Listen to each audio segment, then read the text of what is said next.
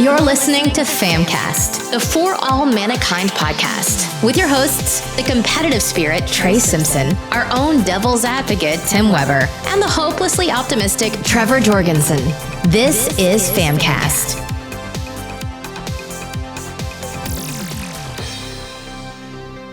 Hey everyone, and welcome back to FAMcast. This is episode 72, and it has been a wild week. Just with everything going on in the world. So we're here for another podcast, all self-isolating on this glorious Sunday. Tim's getting blinded in the eye. You can just see it. It's crazy. Thank you, Daylight Savings Time. It's been kind of nuts lately. But there is some good news, right? Tim, you've been pretty busy with Warzone. Oh, man, let me tell you. That's pretty much all you've been up to lately. That was a good freaking battle royale. Like, look, I know it's Call of Duty, and people are like, it's Call of Duty, though. It's your freaking Call of Duty player. But look, that game came out, and on day one, I was 100% expecting bugs, issues, stuff. Shit was as smooth as butter. Yeah, it was. Like, it was smooth. Without getting into Warzone, because this is not a Warzone podcast, but, like, it's smooth. It's fantastic. It's a lot of players. It gives you reasons to move around other than just like it's just good. It's just good. Well done to them. And it's just good there. I gotta shut up about it. I'm sure we'll be sharing some more your clips soon because I haven't played it. I don't have like a huge interest in playing it, but especially with Animal Crossing coming out, it's just not gonna happen, at least anytime Trevor's soon. been off the game radar since like June of last year because this he's literally only cared about that game got announced. He's just like, I don't give a fuck about anything else. Animal Crossing. That's it. Yep. No game matters. Borderlands, I play it for a week, don't care. Yeah. Like Animal Crossing. That's Trevor. He's not wrong. But it's funny you mentioned that because I actually did play and beat a game this weekend. So we're especially in Ohio, it's a little more. We've got a few more confirmed cases of this COVID-19. So there's been a lot happening. We're all supposed to self-isolate, self-quarantine, not go out unless you're supposed to, kind of stuff. So I'm like, you know what? I'm going to stay inside and I'm going to beat a game that I've wanted to for a while. So with Ori and the Will of the Wisps coming out last week, I was like, okay, I need to beat the first. I'll beat the first, jump into the second, right? Right. Like they're Metroidvania style games. I love those kind of games. I've heard it's really emotional, great soundtrack. So I dive in, right? Last night, KB comes over, we order Grubhub. Bro, she gets some those wine. People are going to make bank, by the way. Yeah, but it also sucks for them. Like I hate to rely on them, but yeah, they're going to be busy for sure. Tip your Grubhub and DoorDash people well.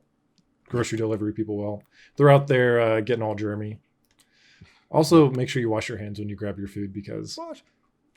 Anyways, you were playing Animal Crossing, or not Animal Crossing. Ori in the Blind Forest. So I sit down, I play with KB. She's watching, and I get about 4 hours in, right?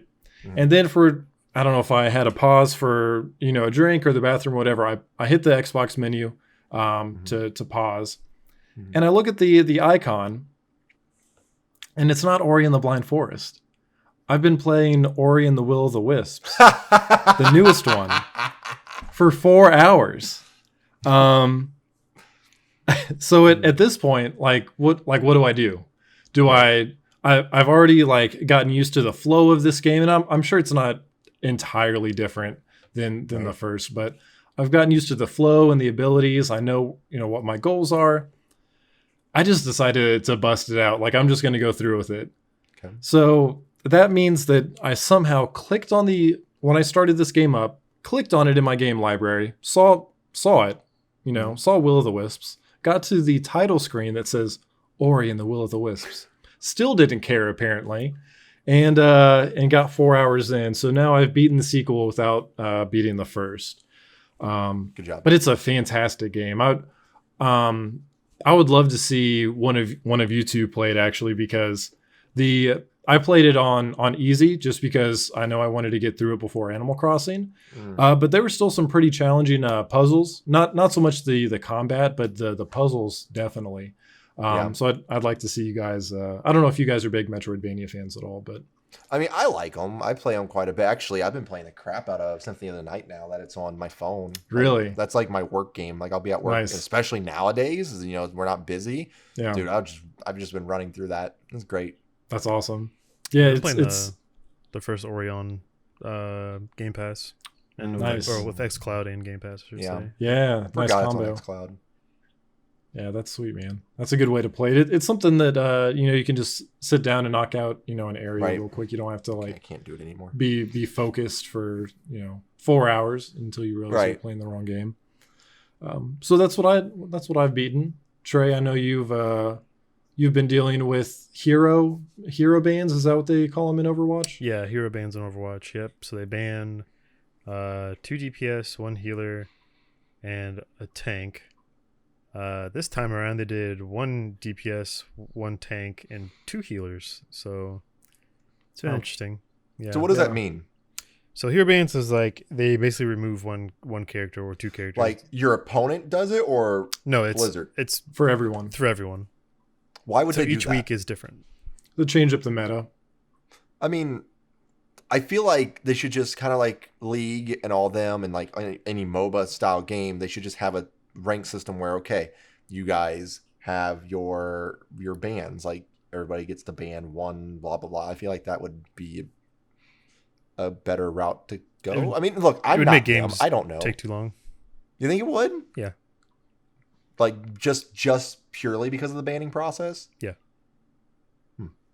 Interesting. I think it could also lead to if what the current meta is. You could just both teams are banning the same. Well, that happens in League and Smite and all that. That's it. But at the same time, that's kind of part of the banning process. If you have to know, do you think the enemy's going to ban this person? Because if so, maybe you ban somebody else that you don't like to go against in hopes that that's actually part of the game at that point.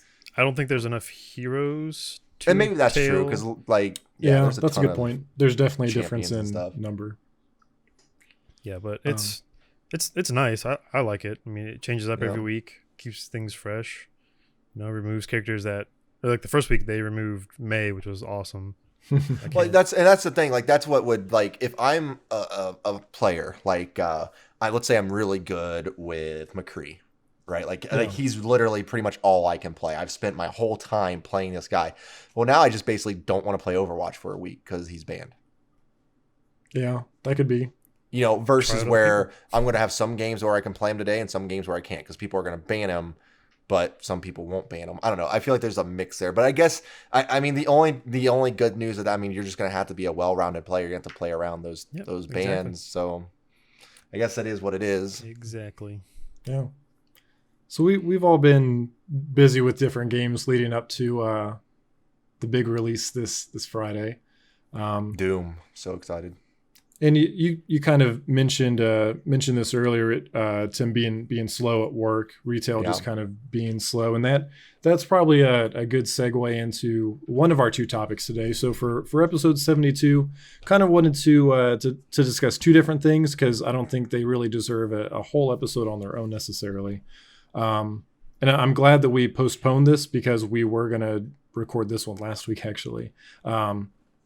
So the first part of this, we'll be discussing kind of the future of GameStop, since there's been a lot of news about GameStop recently, kind of where we see that where we see that going, and then the second part, talking about the future of E3.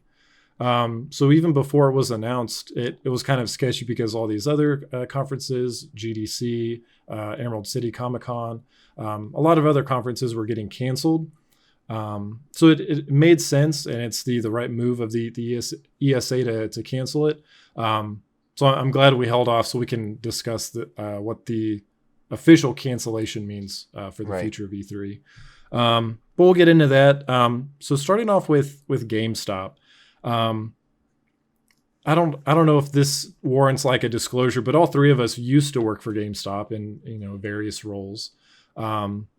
So I want to try and stay as I want to tell personal stories here, but also try and stay as I guess unbiased as possible. I'm not gonna go on here and rant just because of personal opinions. I am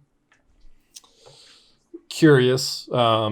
When's the last time each of you have been into a GameStop? I went last week for to buy a power cable. That's about it. Oh, okay. So pretty recently. Yeah. When I pre-ordered The Last of Us 2 Collector's Edition. You went in physically? Yeah. That was the Ellie edition? Well, no, because I did that and Resident Evil 3 at the same time. So that's when it was. So whenever the Gotcha. Collector's Edition of Resident Evil 3 went live, so that announcement, that's the last. Because I like rushed in there and made sure to get that. Gotcha. Okay. And for me, I think it was when Tim, you were up here for something, but we bought Mario Party. We bought Mario Party. Yeah. At a GameStop because they definitely broke street date and released it at like 9 p.m. Whether they realized it or not, I didn't care. Yeah, because so Nintendo's definitely very strict on their like early releases. It's like 12 a.m. Like you're not doing it at 11:55. You're not doing it at 9 p.m. You're doing it at midnight. When the game officially launches. If not the next day. Nintendo's very known to actually do early releases versus like midnight. Yeah, and that's fair because like the majority of their audience, at least when you think of Nintendo, is a younger audience, right? So it used to be. I'm pretty sure it's now just us. It's I would say it's shifting just because we're the ones that grew up with it. Right. So I think that has kind of shifted with us. Like, think about how many kids are actually probably excited for Animal Crossing. Like, zero. Yeah. Like, yeah, this is our generation like needs this right now. Actually, the world needs this right now. Let me correct. The kids are looking like, wow, so like where are the guns at? Where's the drop zone? Right. Wait, you're telling me there's no murder? Animal Crossing Battle Royale. Bruh, imagine having to go around beating people with shovels. You just like capture their heads with the bug net. Actually, that could work. Like, I would play that. Oh my gosh. Oh man, now I completely got off topic here. Sneak up behind somebody. So that was the last time I was in was for Mario Party, which was what, a year and a half ago, maybe. Something like that. Yeah. I don't go in too often, and I guess that's kind of what I was getting at. So you go in there anymore, and it's not what it used to be. When 5 years ago, or I guess 6 years ago now, when we worked there, or at least when me and Tim worked there, it was a much different store layout. You had games, like that's what it was. You might sell a few statues or maybe some Funkos, but there wasn't really a whole lot of merch. Right. But you go in there now. And it's almost like it shifted. Like you've got the games lining the wall, obviously, but everything else in the middle, it's Funkos, shirts, pajamas, what's something? Collectibles. Any kind of collectibles. Just kind of put it all under collectibles, toys. And it's really shifted. It makes me think of like a Suncoast or a FYE. You know, like it's yep. That's pretty much what that store is, and you don't see those around anymore. So I don't know why they are trying to adopt that model. I don't know. Well, like when we were there towards the later part of our career there, they shifted to the tablets and smartphone things, right? Yeah, and they're still there, but I don't think it's nearly as relevant. Like as in I don't think it's going well for them. Because I know according to some reports, you have people just be like, hey, what kind of phone do you have in your pocket? Do you want to sell it? Like the employees are like doing that shit. Yeah, and that's a good talking point too. So not only has the store layout shifted, but I guess it hasn't maybe changed so much as it's being reinforced. Because when we worked there, there's definitely a heavy influence over selling pre-orders and subscriptions, right? Subscriptions to meaning the Power Up Pro card. So $15 a month, or $15 for the Pro card, get you the magazine and everything, and just selling pre-orders. But now it seems like they're kind of cracking down on not only that, but also just like store numbers as a whole, which we never really. There's obviously a focus from like the management side. So like myself and Tim, we had to focus on those things just to look for trends, but we were never like, hey, why aren't you asking for these types of trade-ins? And like Tim said, according to reports, it sounds like they're pretty much asking people like, hey, what phone do you have right now? You should trade that in and just like, and put that towards like a new console. Like there's a very heavy, what's the word I'm looking emphasis? for? I guess a drive. There's a big drive for mobile trade-ins. So phones and tablets. Yeah, which is interesting because working where I do now, I don't hear a whole lot of people saying, oh yeah, I got this phone from GameStop, I want to activate it or anything like that. You know what I mean? Like, yeah. So I can't imagine their mobile sales actually going well. I mean, maybe I'm wrong, but I also don't imagine any sales at GameStop going well. So, and that's, I mean, they're big. The way that GameStop makes money is from pre-owned, right? They make little to nothing on new markup, consoles, correct. New games. It's all about the circle of life.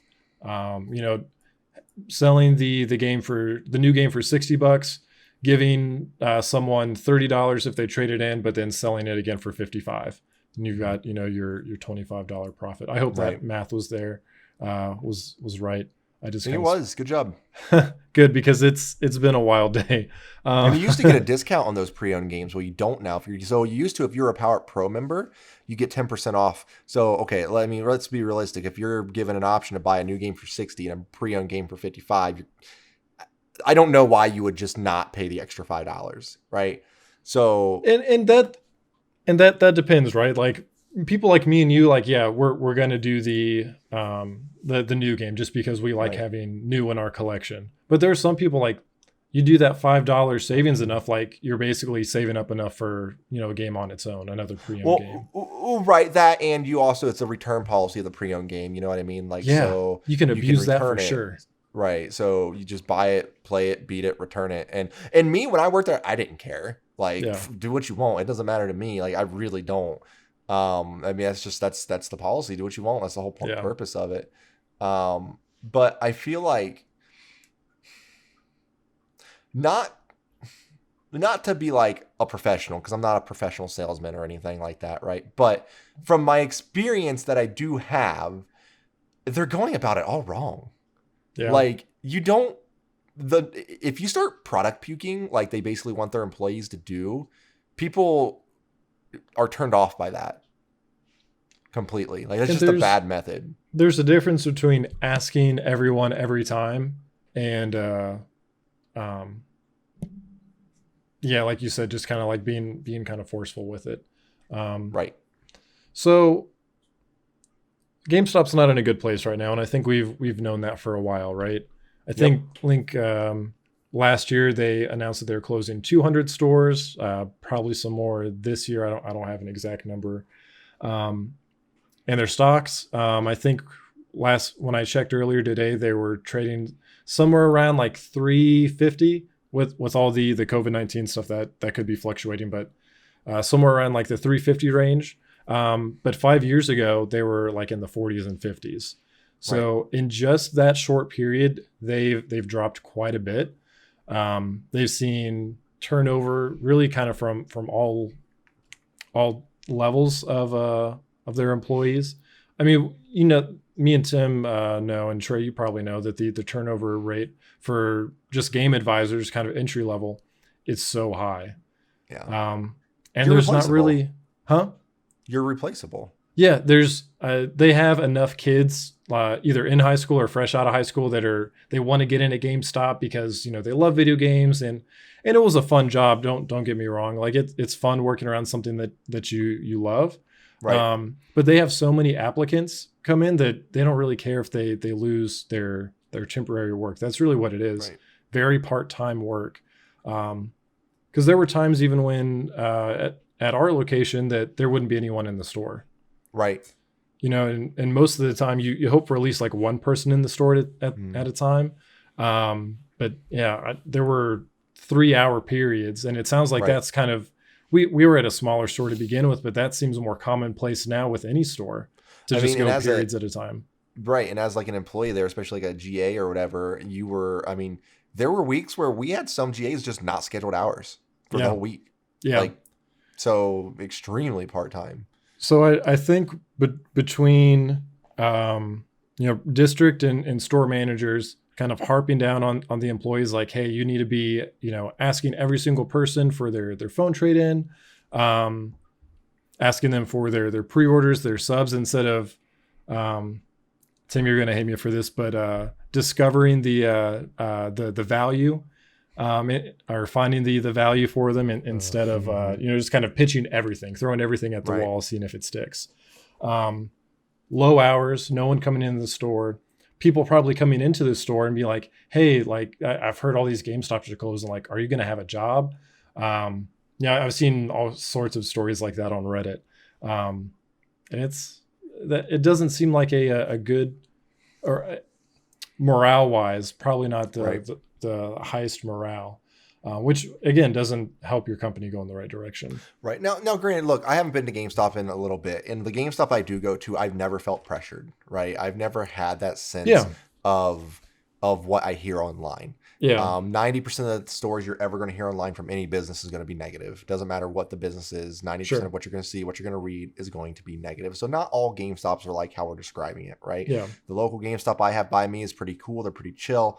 I don't know what kind of pressure they're under from like the corporate side of things, but I've never felt the pressure on me as a consumer there. Yeah. But I mean, there are some pretty chilling like stories, and look, I've read into some things. Like there was one guy I watch on YouTube talking about, and he does nothing but just complain about GameStop, and I'm talking just straight bashes them about every little thing, right? And like I actually defended GameStop from this guy because like he's talking about how there is this policy letter, and he's like, everything in this letter is completely BS, and like this is bad. This is them lying to you. Their corporates lying to the employees. And like one of the things was talking about how they lie to consumers about the power-up card, right? So just an example. This is a good one. Sure. You'll appreciate this. Okay. So there's two forms of the power-up card, right? There's a free version and there's a paid version. Yeah. The guy like in the YouTube channel is like, look, they won't even tell you there's a free one.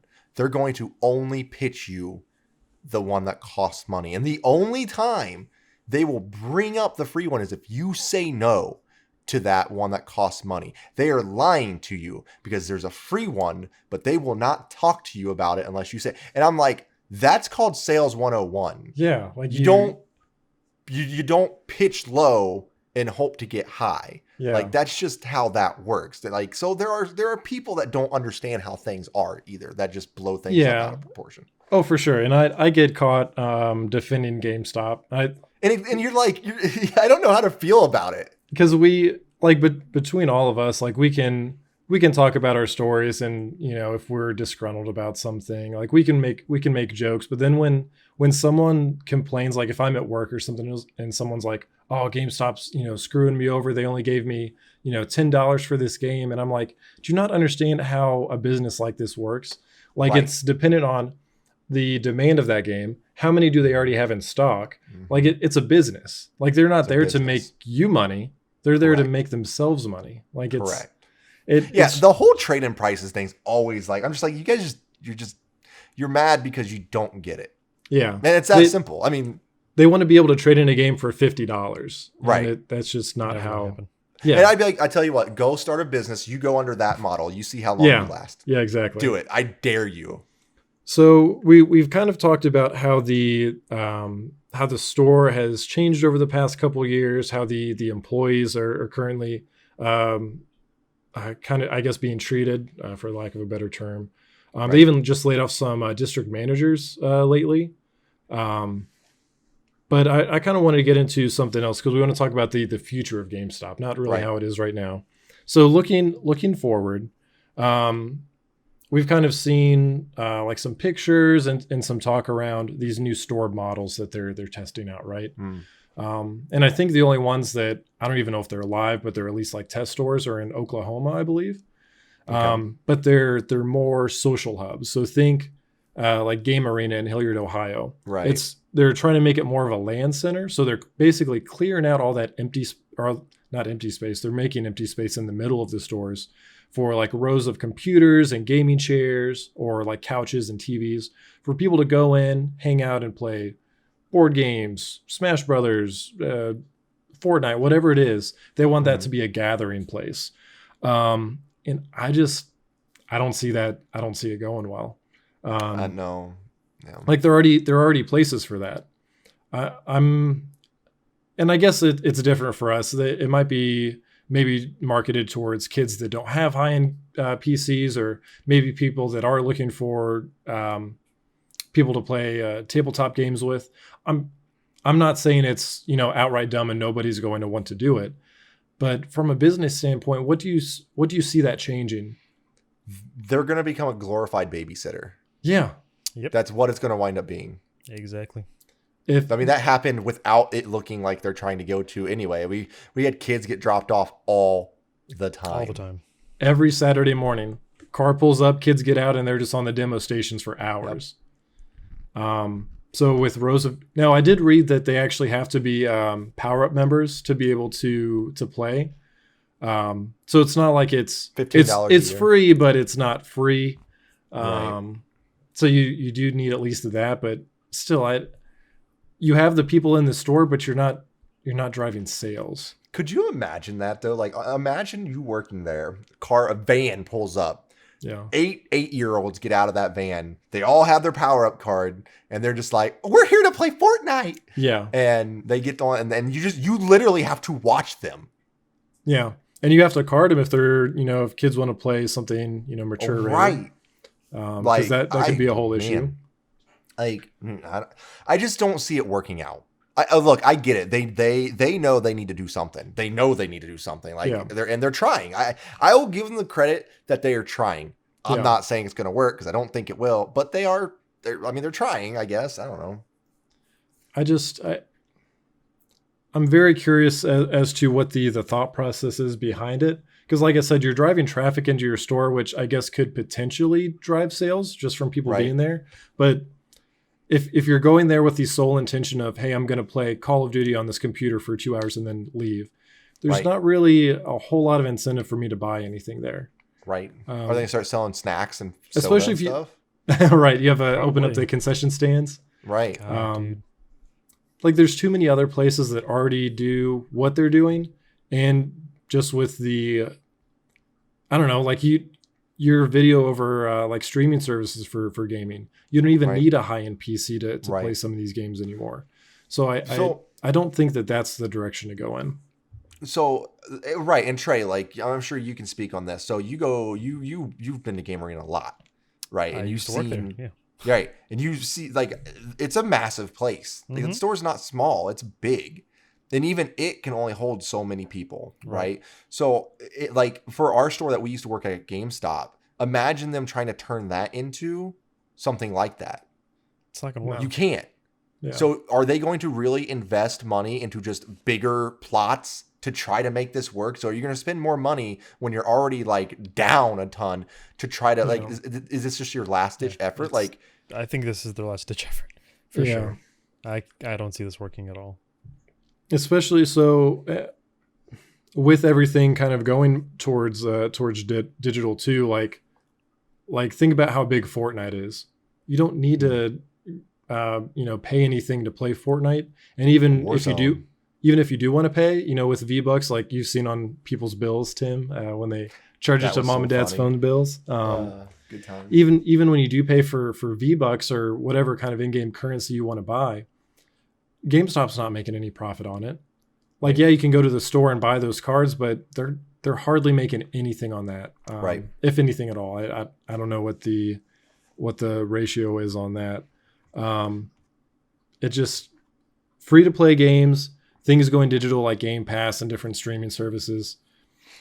It's going to be hard for GameStop to survive because it's easier for other places like Best Buy. They don't just sell video games; they sell electronics. They're more diversified in their assets there. But GameStop, like that's what you got. You got games. Right.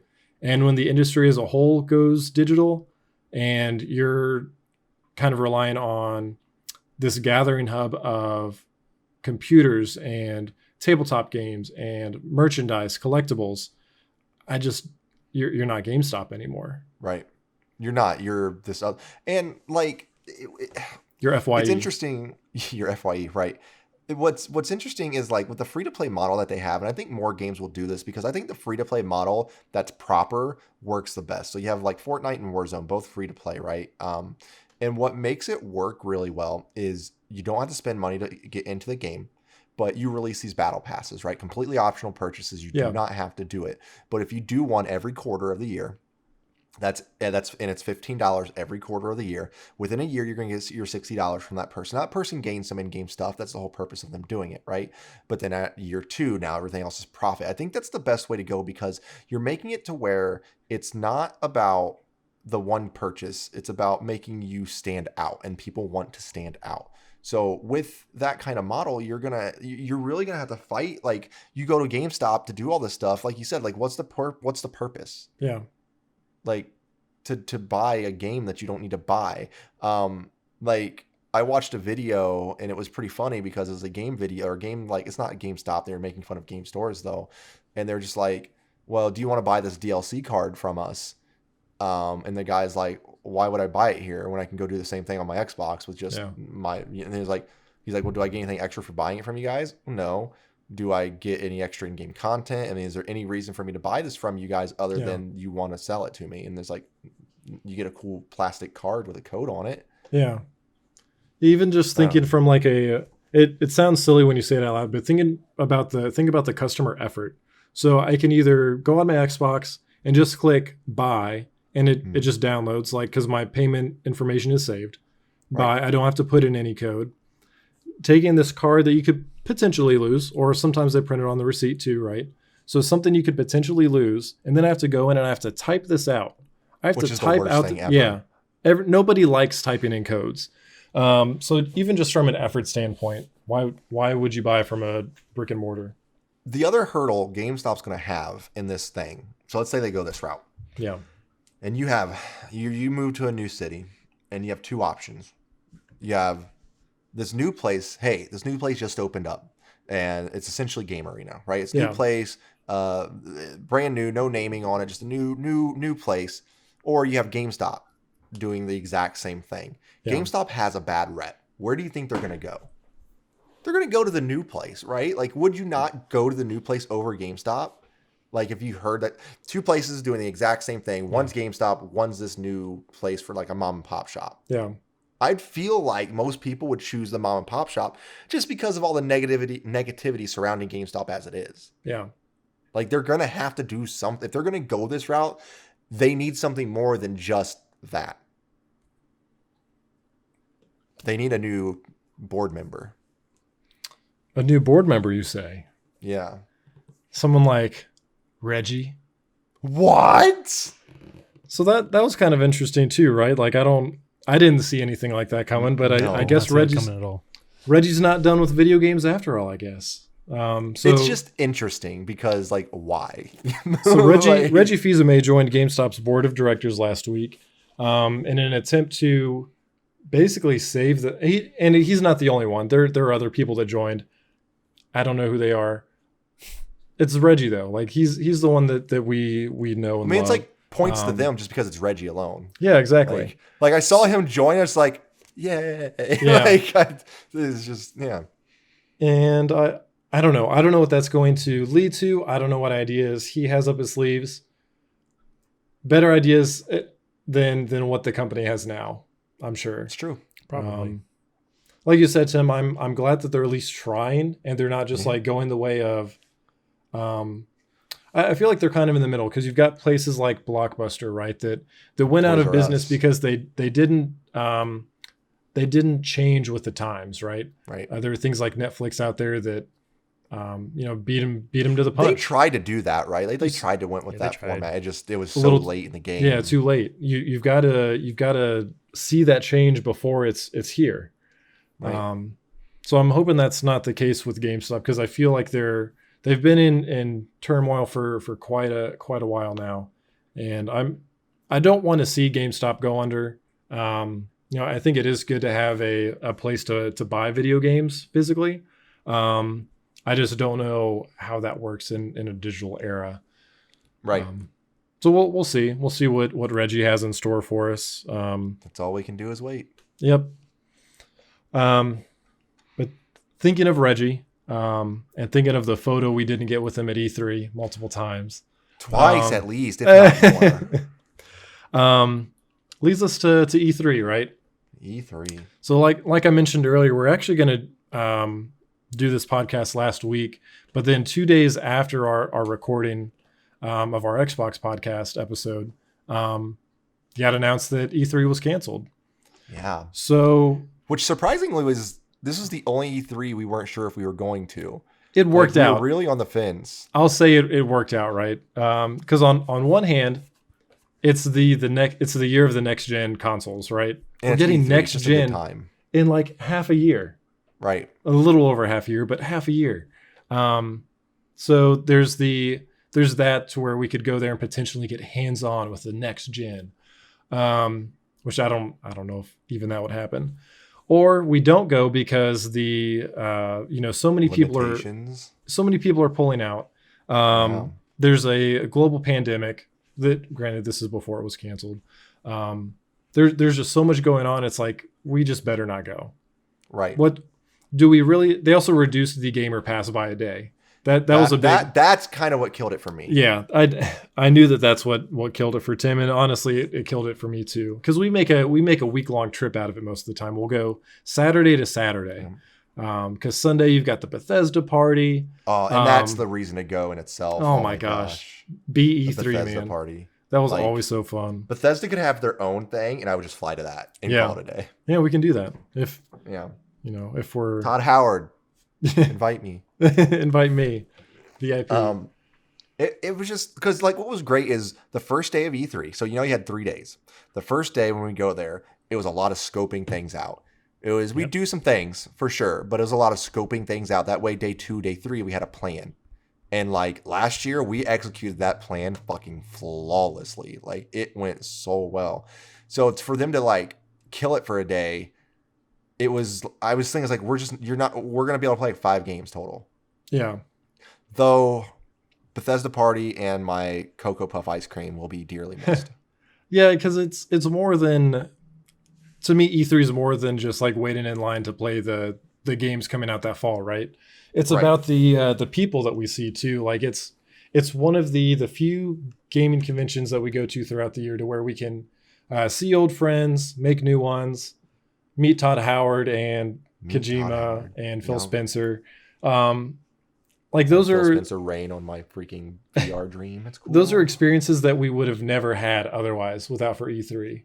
But I don't know if it's coming back.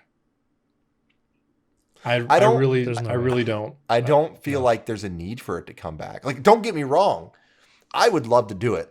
Even if Microsoft's hey, look, E3 is no longer a thing, right? Right. But we're going to do FanFest. We still want to do something. Yeah, we still want to do something. So we're going to run these FanFest drawings like we do every year.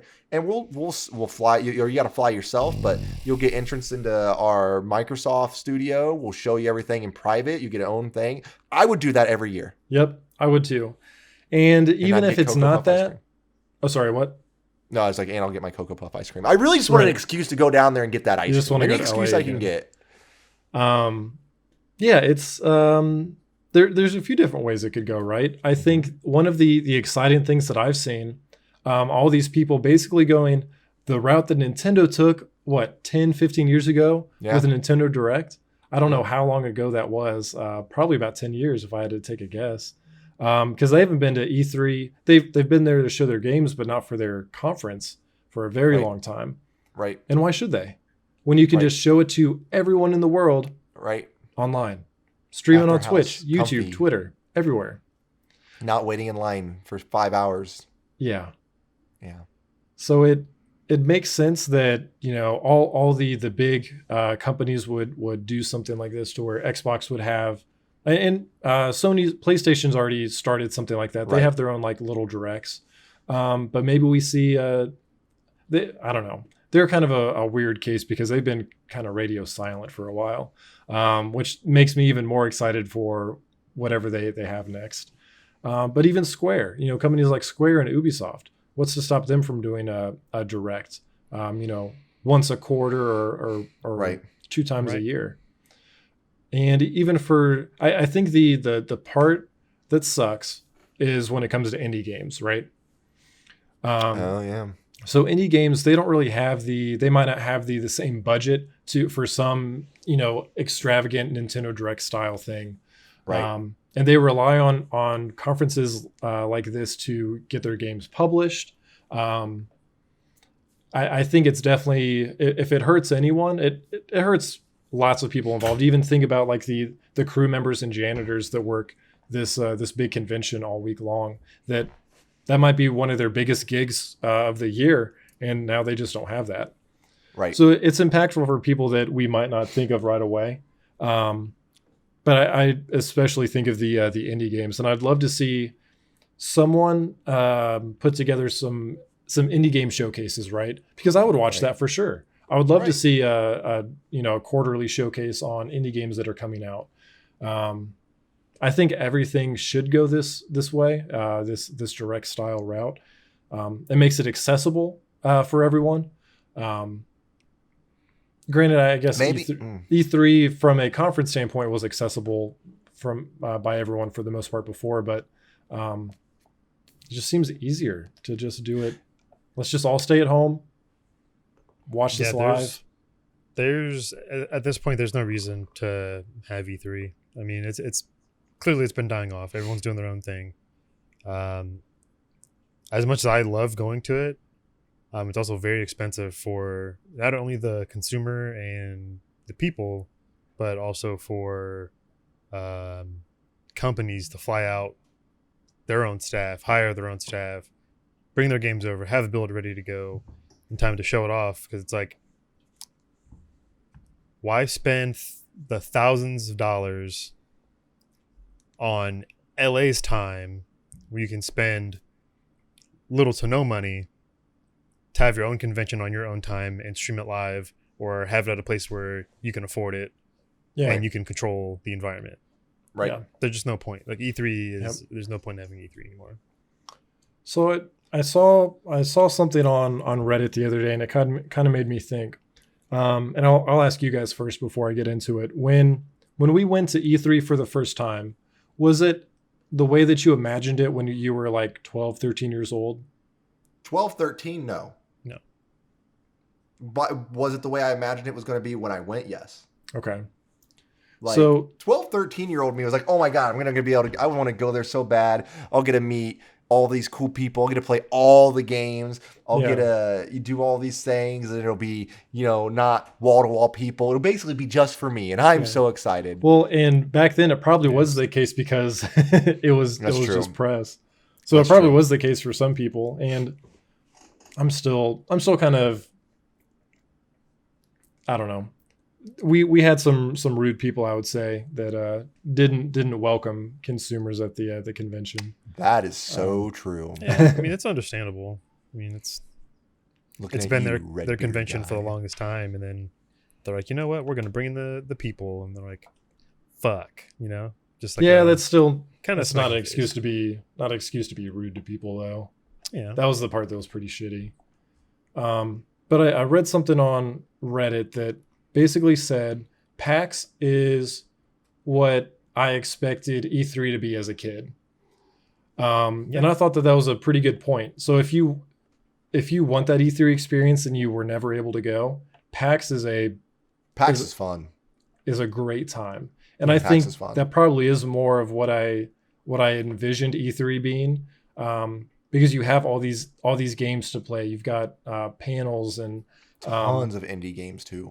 Tons. I mean, I think PAX is very much alive, and still, I think there's still room for it to grow.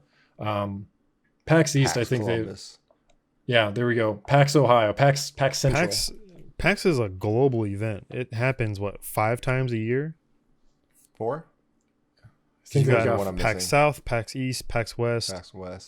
Unplugged and Australia. Unplugged and Australia. Okay. Yeah. That's the one. Okay. That'd be fun to go to. Actually, we should look into Unplugged because that's only right over in Pennsylvania. That'd be actually pretty fun to go to. That's super close. Yeah. We could make that work. But yeah, it's a road trip. If you want, that would be kind of fun actually. Yeah, for the fan experience, it's definitely more more of a thing to go to PAX. E3 has always been about, like, even when I went there, like our first time, like I was straight up there for business. Like, granted, I was there for have fun and whatnot, but I was. Yeah, Trey's over there trying to actually do things and do things and like, yeah, we're gonna do this stuff. It's gonna help us grow. I'm over there like games. Like I didn't care. Nothing will beat the first year that we went to E3. Oh yeah, I think to that.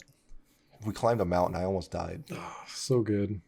So I don't see much of a future for E3, at least in the form that we know it as. There's no point. But excited to see what the future holds. But definitely go to PAX. PAX is amazing. PAX is and it's cheaper. And cheaper. And yeah. it's cheaper. And with it's a great experience. Like Trey said, with there being locations, 4 of them obviously in the United States, so still not convenient for everyone. But if you do live in the States, there's at least one that's semi close to you. Yeah. Or at least closer than the others. I guess if you live. It just, dude, it'll be heartbreaking if E3 does die. Like, I get it. Like, I get it. But, like, this is something I've watched since G4, since I was a kid. Yeah. Like, growing up, that was the one time of the year I always made sure to watch. Every time. I got excited for the first or second week of June every year. For that sure. It'll be sad to see it go, but I think now that companies are realizing that they can do their own Nintendo-style directs, all these companies can spread this out throughout the year on their own time. I don't know. I think that's what is mainly where I'm seeing it, and I think PAX is definitely more of the better thing to go to if you're a fan, because like Nintendo will be there. They'll have their own little booths and setups, stuff like that. Like, they don't bring those massive setups like they did at E3, but it's like they can afford to bring a couple setups and like something smaller to a PAX and not burn a bunch of money, you know? I think the best way to do it is go to a PAX toward like PAX East, which is like the beginning of the year, right? Or PAX South, I think technically is January. But go to one towards the beginning, go to the one towards the end. That way you get whatever's here in the beginning, and they've announced some big stuff in between the year. You'll get to play that at the end. Since we're assuming E3 is basically gone. Yeah. I'm like trying to schedule this out in my brain. Yeah. Now that E3 is gone, I can try and convince Tim to go to Japan once everything clears up. Oh man, yeah, not going there right now. Yeah, I'm not going anywhere right now. I'm staying directly in this house. Like, I'd love to go to TGS. I would absolutely love to go to TGS one year. TGS would be cool. I'd love to go to CES. CES would be fun. Yeah, CES would be See all the new electronics. Oh, glorious. Yeah, and that'd be a little bit different than what we've gone to in the past. So it would. You get to play with some weird, cool things. We could see like CES. I want to go to CES. Yeah. A foldable television the size of a thumbtack. Money.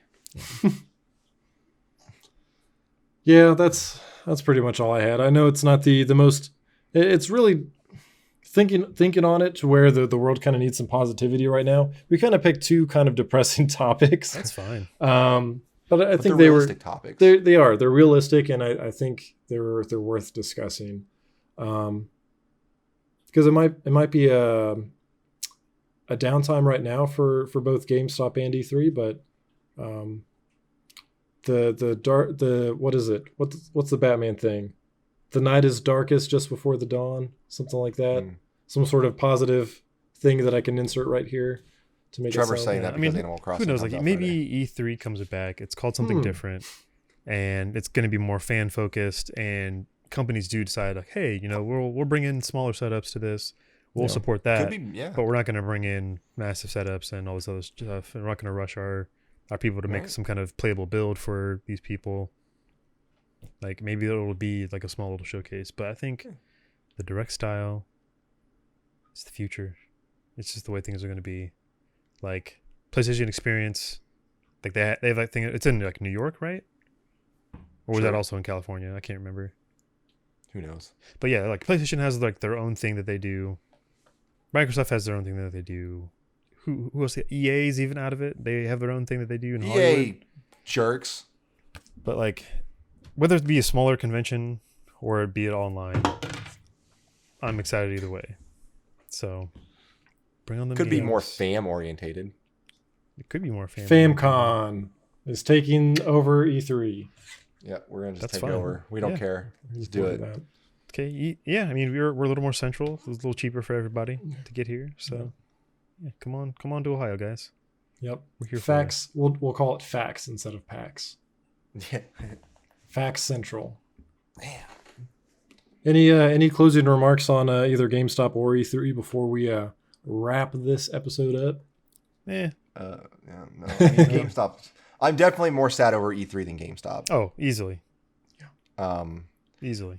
I don't see GameStop pulling out of what's happening. Like, I feel GameStop is definitely the next Toys R Us, but E3, it was good. I'm happy I got to go at least a few times. Bucket list, man. To go. Bucket list item for sure. For sure. It hurts. It does. If it officially happens, it's like, okay, we're just done with E3 forever. We'll still have watch parties, as they do these digital events. We'll still have. Hopefully, they decide to do it.